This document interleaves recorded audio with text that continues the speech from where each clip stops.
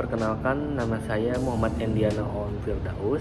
Kali ini saya ingin membahas tentang yang kejadian viral pada tahun 2019, tepatnya pada pertengahan tahun.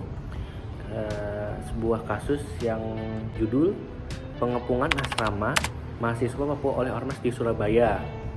Selain aparat keamanan, di dalamnya itu juga ada sejumlah organisasi atau ormas yang turut menyerang asrama mereka nih.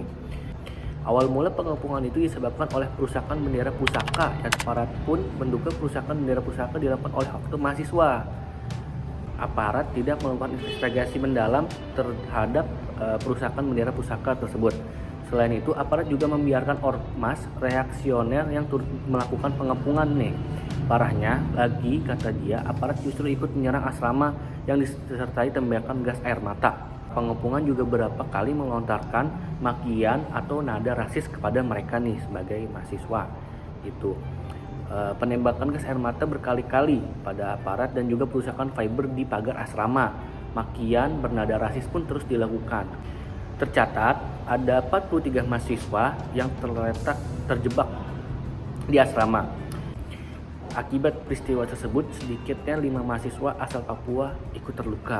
Polisi merangsek dalam asrama Papua ini tersebut dan mengangkut para mahasiswa ke Polrestabes Surabaya. Mereka menjalani pemeriksaan oleh polisi. Dari hasil pemeriksaan tersebut, kata Sandi, seluruh mahasiswa Papua mengaku tak tahu menahu perihal perusakan bendera merah putih yang ditemukan di depan asrama mereka. Dari hasil pemeriksaan mengaku tidak mengetahui perusakan bendera, makanya sementara kita pulangkan ke asrama yang bersangkutan. Insiden pengepungan asrama mahasiswa Papua oleh ormas di Surabaya berujung pada setiap aksi kerusuhan yang terjadi di Papua Barat. Dikutip dari tribunnews.com, anggota Komisi 1 DPR RI Effendi Simbolon menyebutkan nama Benny Wenda sebagai tokoh di balik kerusuhan yang terjadi di Papua akhir-akhir ini. Effendi mengatakan rangkaian insiden rusuh yang bermula dari tindakan represif polisi terhadap mahasiswa Papua di Surabaya telah didesain untuk menciptakan kerusuhan. Ada pergerakan politik mereka di belahan Melanesia, sedang ada sebuah konferensi yang sifatnya dalam rangka memunculkan isu Papua Barat merdeka. Masyarakat Papua yang dikomandai oleh Benny Wenda yang sekarang ada di Oxford, Inggris, ungkap Pak Effendi.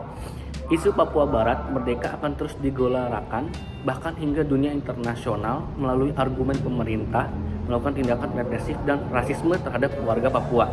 Kan sekali lagi, ungkap Pak Effendi, pemerintah jangan kecolongan. Kita adalah wakil, tidak tetap Dewan Keamanan PBB. Tapi hati-hati, justru media itu juga yang akan dilakukan untuk menunjukkan posisi tawar kita. Kita kaitkan dengan teori pengantar ilmu politik. Dari sebuah kasus di atas ada banyak intoleransi dan radikalisme di dalamnya. Ya.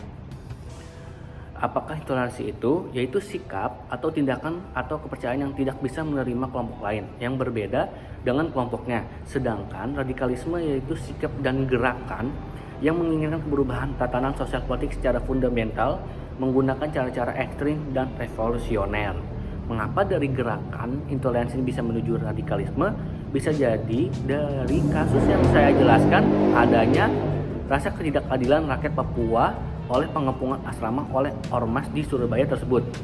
Lalu adanya pertemuan dengan ideologi radikal serta ada kekerasan dalam melakukan sebuah penggerebekan dalam bentuk fisik dan non-fisik. Dari kasus tersebut sudah adanya kekerasan dalam berpolitik. Ada 3 macam kekerasan politik, yaitu kekerasan politik langsung, yaitu fisik. Dalam kasus di atas, keadaannya serangan bersenjata atau teror, intimidasi dan penyiksaan, kekerasan tidak langsung, atau memanipulasi sikap, perasaan, dan nilai-nilai yang menebar kebencian, diperkenakan rasisme. Lalu yang ketiga adalah kekerasan struktural atau membajak kelembagaan, yaitu memaksakan kebijakan, aturan, seperti pada kasus di atas adalah sederet aksi kerusuhan yang terjadi di Papua Barat yang sudah terstruktur sebelumnya.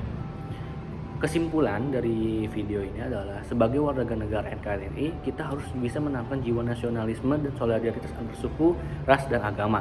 Sebagai aparat, harusnya bisa juga menyelesaikan masalah dengan cara baik tanpa menyiksa suatu golongan. Lebih teliti kembali dan menelaah kasus dan bijak dalam mengambil keputusan. Itu saja yang bisa saya jelaskan. Terima kasih dan selamat beraktivitas.